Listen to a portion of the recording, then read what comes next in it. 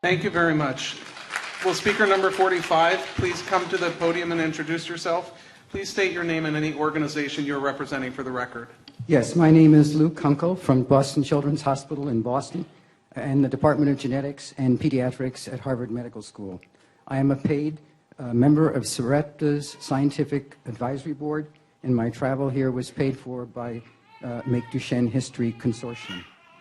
My laboratory was the laboratory which identified the gene responsible for Duchenne dystrophy back in 1986.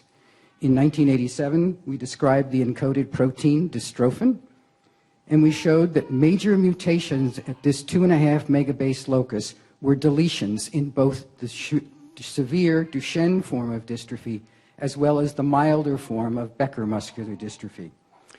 We proposed at the time that the difference between deletions in Duchenne patients and Becker patients were based on the effect they had on the translational reading frame of the encoded protein. We predicted Duchenne patients would make no protein because they would hit a premature stop because they've disturbed the reading frame, whereas Becker patients would have an internally truncated protein, but it would be made.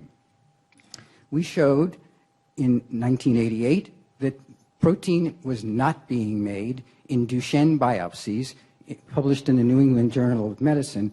And in that article, we talked about the limit of our detection. This is 1988. And this is where this 3% number comes from. Eric Hoffman used both the myosin staining post-transfer to estimate underloaded gels and said that he couldn't probably see below 3%.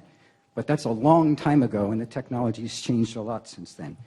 Becker patients were shown to make an abnormal truncated protein of variable degrees of levels of the protein.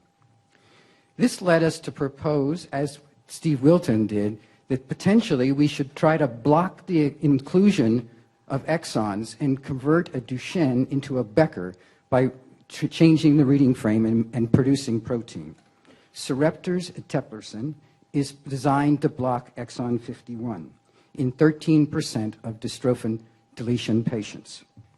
They documented that the exon 51 is skipped based on RT-PCR, so the mechanism of action of that drug is working. They documented on immunofluorescence that the protein is being made, albeit at not quantifiable levels, but way above what we've ever seen for revertant fibers. But for me, the best evidence was their Western blots, which showed 0.9%. We never see 0.9% in patient biopsy samples. And so this is really an appreciable amount. Consistent with this was the clinical progression. So these kids make dystrophin, it's safe, and I believe there's no reason not to approve.